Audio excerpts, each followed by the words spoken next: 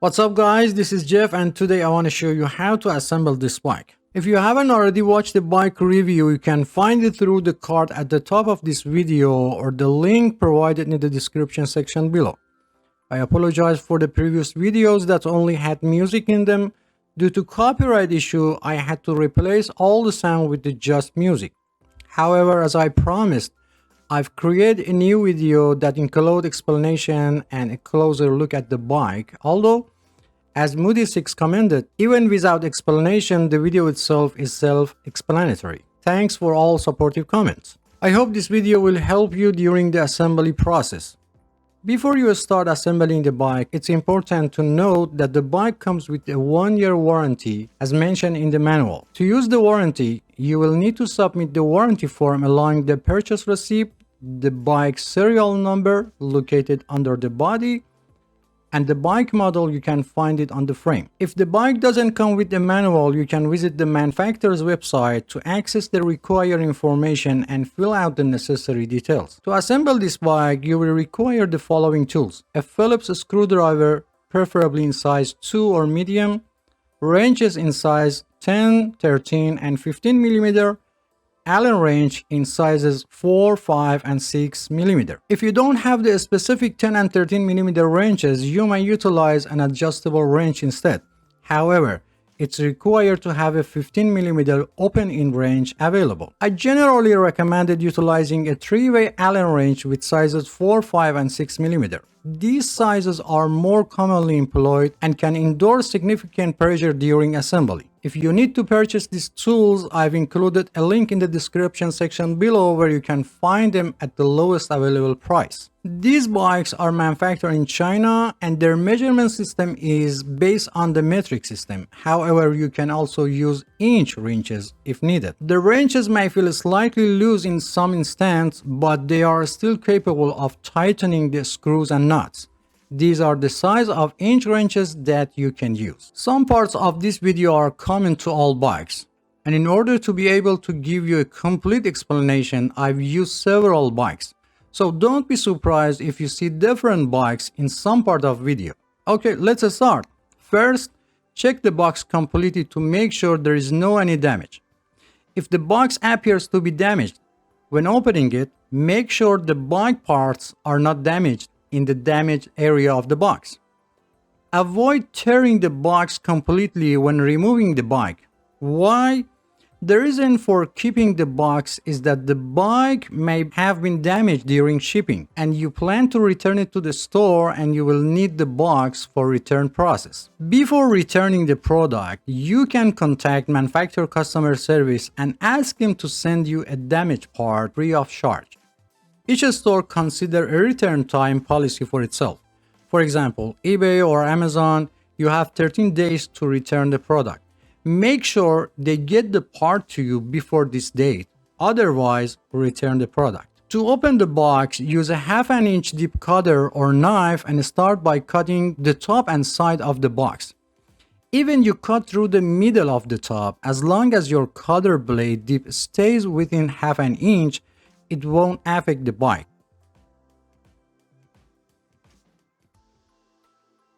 After opening the box, visually inspect the internal components including the wheels, front fork, rear derailleur, and handlebar to make sure they are free of any damage.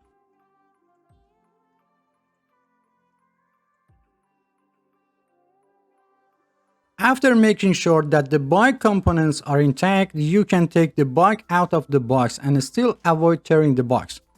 To safely remove the bike, it's recommended to bend your knees slightly and place the box vertically and start taking the bike out in a slow and controlled manner. Pay attention to your posture. Do not put in too much pressure on your back to avoid muscle cramp. After removing the bike from the box, do not forget to check the inside of the box completely and do not throw away until you finish assembling the bike. Many times it happened that a small screw or nut was still hidden inside the box, even under the flaps.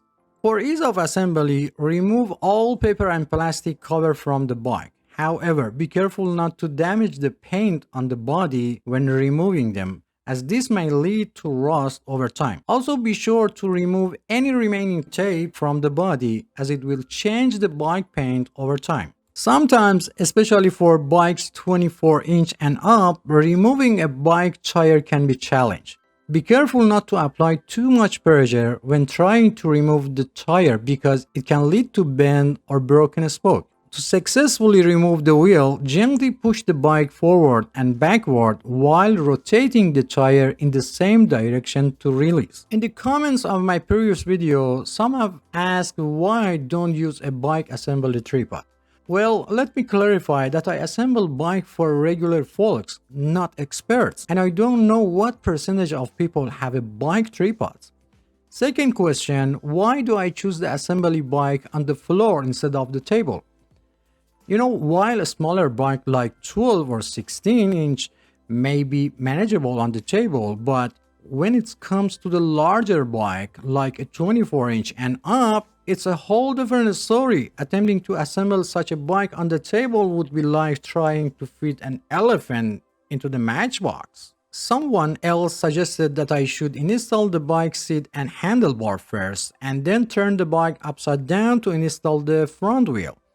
Dear friends, you have the freedom to choose any assembly method you prefer. There is no limitation. However, with your approach, you would need to readjust the seat and handlebar setting once the bike is returning to its upright position.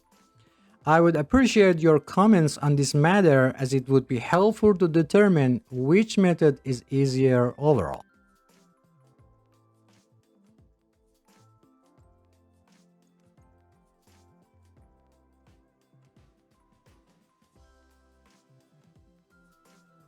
If present, remove the plastic piece from end of the fork.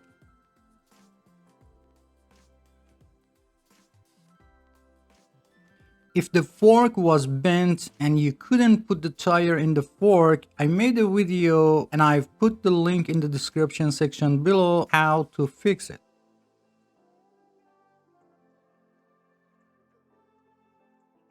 For easier assembly, you can lean the real wheel against a wall or other object. However, as you see, it's not necessary. To determine the correct direction, turn the fork so that the brake system is facing forward. Also, the brake cables should be placed in front or outside of the fork instead of inside or behind the fork.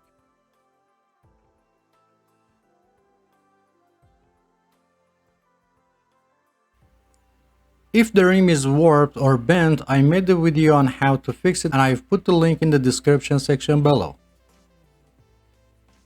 Sometimes there may be a small piece of plastic between the disc brake pads that needs to be removed. Otherwise, the brake disc will not be in place. Lift the bike frame and place the wheel axle in the fork, and then open the kickstand. You will notice that the bike is stable, although it's best to always keep one hand on the bike just to be sure.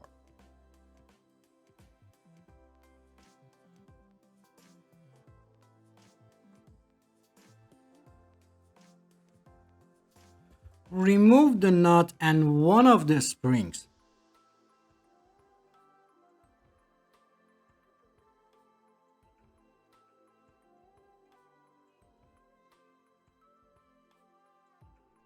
Insert the quick release rod into the axle hole and install the spring and head nut on the other side.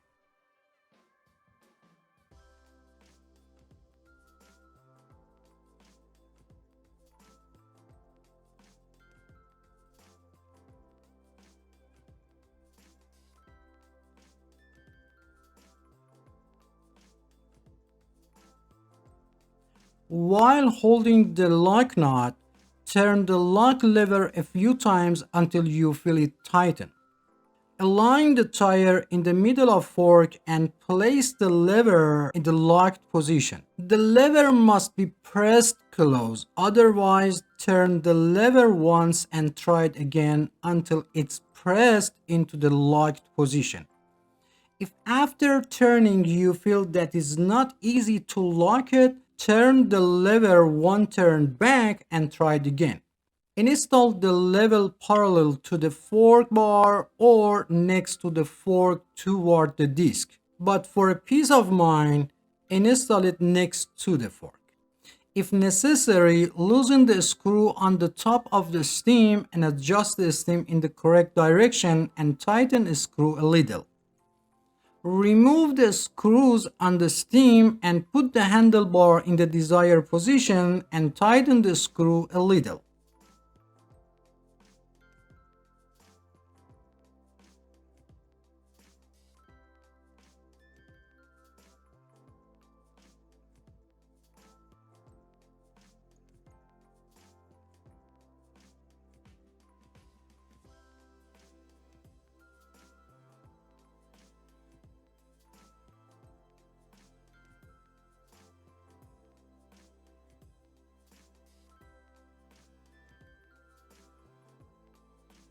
Check the position of the wires, brake lever, and shifter to make sure they are properly aligned. As you watch the video, I want to share something with you. When people take the time to publish a video on YouTube, their goal is to share their information with others and they need support. Your subscribing means supporting the person or the channel to share videos. So please subscribe to the channel for support me. When you watch a video and use it information, giving a like tells the creator of the video that your video was helpful and useful. And this like encourages them and it's helped the video maker a lot to make more and better video for you. So don't forget to like the video. And if you post a comment and express your feeling toward the video, it's a sign of your generosity that you are showing to YouTuber in return. And finally, sometimes I get good discounts and I will share them on the channel. If you want to be able to use it during the discount period, turn on all notifications to be the first. And thanks for watching. Adjust the angle of the brake handle horizontally or at angle above 20 degrees downwards and tighten the screws crosswise.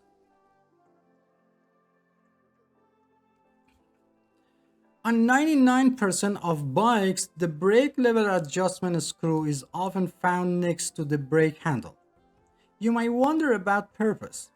Sometimes people with a smaller hand, especially children, find it difficult to reach and hold the brake handle properly. In such case, you can adjust the screw to reduce the distance between the brake handle and the handlebar grips. If necessary, start by loosening the anchor nut that holds the brake's wire. Then, tighten the screw on the brake handle.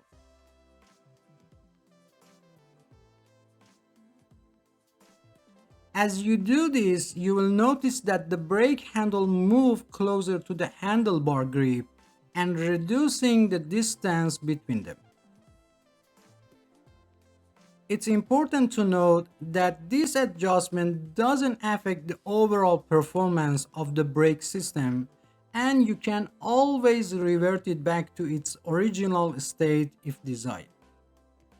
If the reflector is loose, align it horizontally and tighten it with the Phillips screwdriver. However, be careful not to over-tighten the screw because it may cause the reflector to break.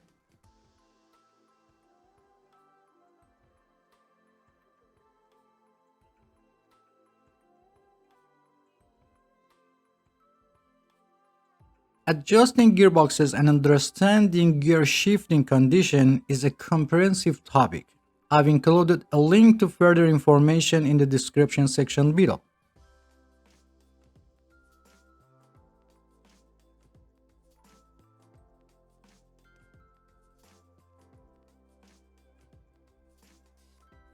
Tighten the screw until you feel it's securely in place. Not too much because the two-sider screws or binder screws are responsible for maintaining the stem's position. Align the handlebar with the fork and tighten the two screws crosswise that hold the stem.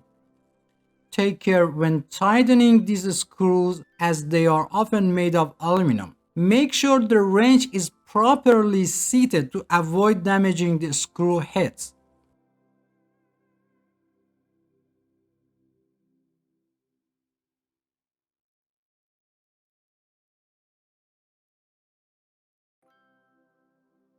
close the adjustable barrel on the brake handle to the end and make sure that the groove of the adjustable barrel is not aligned with the groove of the brake handle so that the brake wire doesn't come out. Loosen the anchor nut of the cable and push the brake arm upward and hold it.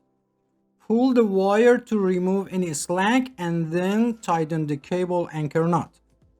At the end, put the remaining part of the brake wire to the outside of the rim so that it doesn't make noise when it hits the wheel during movement.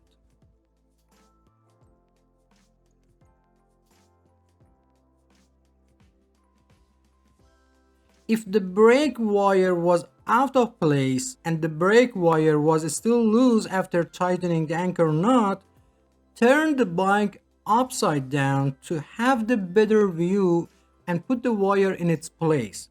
Adjust the brake and tighten the nut. Generally, after installing the front wheel, you may hear a slight noise from the movement of disc, which is usually normal. However, if you prefer, you can make some adjustment. Start by loosening the two screws that hold the brake system in place.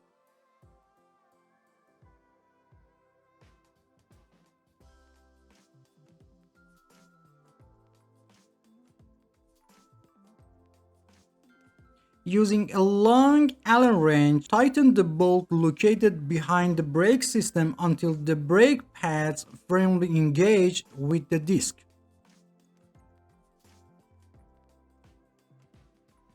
Press and hold the brake lever, and while doing so, tighten the two screws that hold the brake system.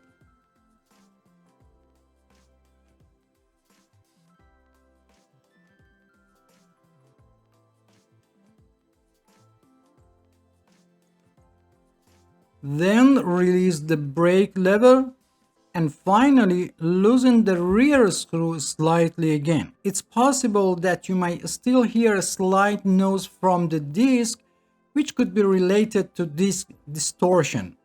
And you can follow the same process for adjusting the rear brake.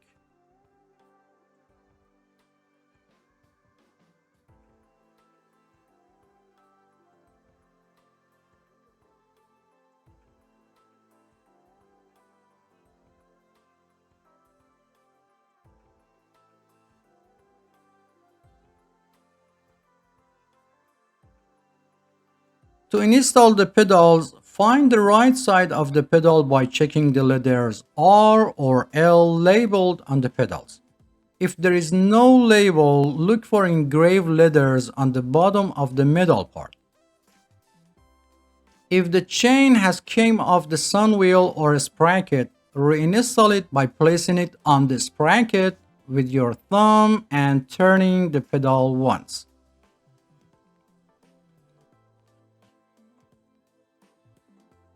Install the pedal by hand only, without touching the threads and without using tools. Be careful to install the pedal vertically on the crank arm to avoid damage to the pedal and crank threads. For the left side, turn it counterclockwise, or easy way, turn it toward the front of the bike. After making sure the pedal is in the correct position, turn it a few times by hand, then while holding the rear wheel, use a 15mm wrench to tighten it. In rare cases when the pedal cannot be installed, first install the pedal on the other side. Sometimes the pedal may be labeled with the letter L, but both pedals are designed for the right side of the bike. If it's not installed on the opposite side, go back and install the pedal from the inside of the crank arm in the opposite direction to the rear of the bike. This is done when the pedal or crank threads is damaged. And reversing the installation direction will help rebuild the thread pads for proper installation. Also, if the pedal installed in this position, then you know you have selected the right pedal.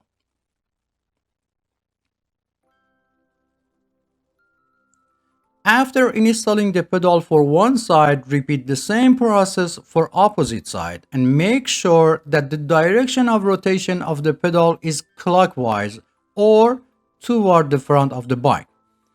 It doesn't matter if it's right or left, always install them toward the front of the bike.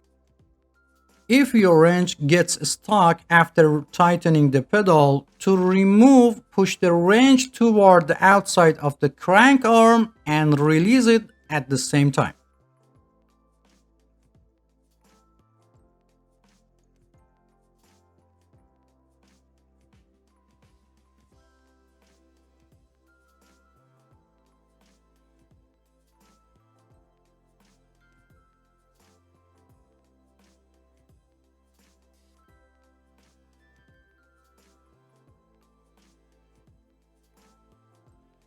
If the seat reflector is loose, use a Phillips screwdriver to tighten the reflector screw until it cannot move. Make sure the reflector is level and positioned correctly, and be sure not to over-tighten the screw as it might break the reflector. I recommended installing the reflector close to the seat lock after adjusting the seat height. Note that I'm mounting the reflector close to the seat for minimal height. Open the quick release seat post lever and place the seat post in the desired position. While holding the quick release seat post nut with one hand, turn the quick release seat post lever a few times with the other hand until it feels tight. Close the quick release seat post lever regardless of height and direction of the seat and test the movement of the seat. If the seat still moves, open the quick release seat post lever. While holding the quick nut, rotate the lever one full turn and test again. Repeat this step until the seat stops moving. After the seat is secure, open the quick release seat post lever and adjust the height and direction of the seat and close the quick release seat post lever.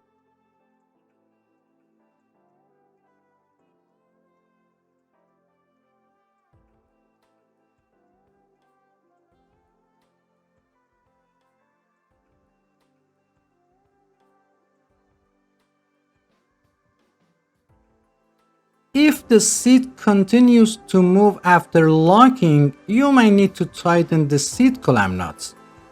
Also, if the seat angle needs to be adjusted, loosen the seat clamp nuts a little, change the seat angle, and tighten the nuts again. The height of the seat can be adjusted according to the two age group of people under 18 years old and people over 18 years old.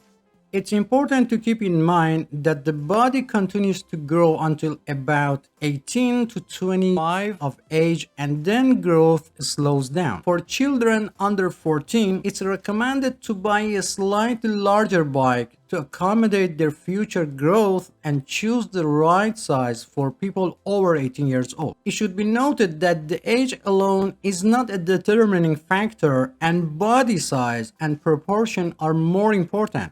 Some people may be 10 years old but have the same body size as a 13 years old. For bikes with training wheels, it's enough for children's toes to touch the pedals and they can turn them. For bikes without training wheels, the seat height is considered appropriate if toes can touch the floor while sitting on the seat, or one foot should be firmly on the ground while the heel of the other foot is flat on the pedal, or one foot should be on the ground while the toes on the other foot are placed on the pedal and the foot is slightly bent. If for any reason the seat post falls into the seat tube, turn the bike upside down and gently tap the bike body to remove the seat post.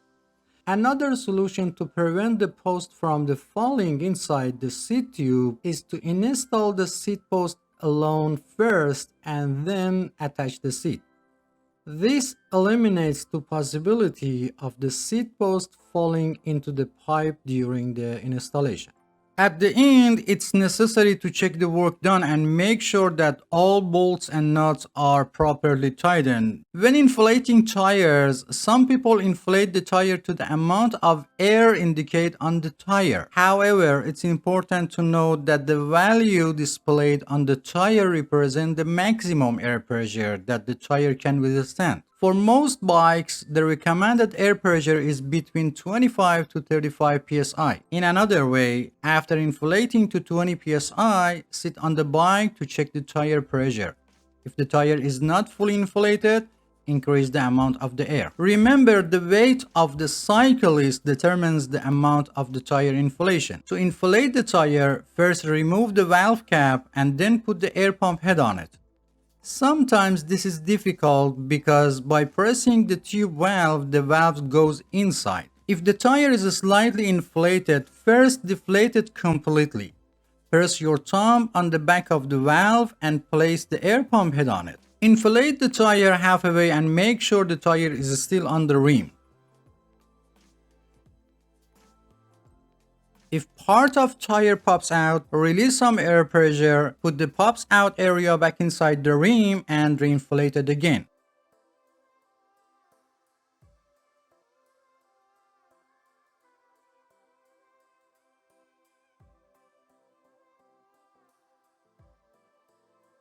Over 90% of bike tubes have a Schrader valve, while the rest have the Presta valve. For Presta valve, you either need an air pump that supports this type of valve or you need a converter to conversion Presta valve to Schrader valves.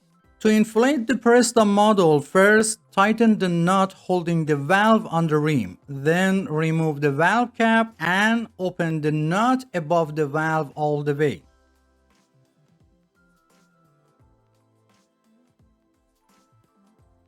Install the converter on it and inflate it like Schrader valve.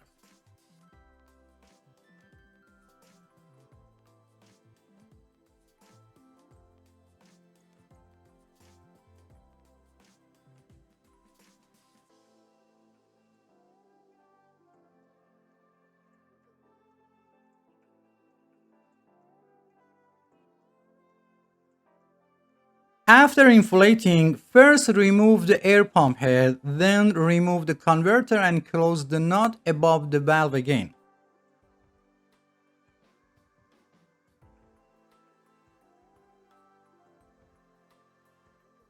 And finally, put the cap on the valve. If the nut holding the valve on the rim is loose, tighten it again. And finally, it's very important to teach children how to use brakes before riding a bike. Many accidents of children with trees or walls happen because they are not familiar with the braking system. So spend at least 10 minutes and teach them, and don't forget the helmet. If you have any question, please provide specific details or timestamp from the video so I can better understand your question and provide faster help. If you enjoy the content, please subscribe to the channel for support me and turn on all notifications to be the first to know about new videos. Feel free to visit other parts of the channel. Thanks for watching and don't forget to hit the like button. Until next video.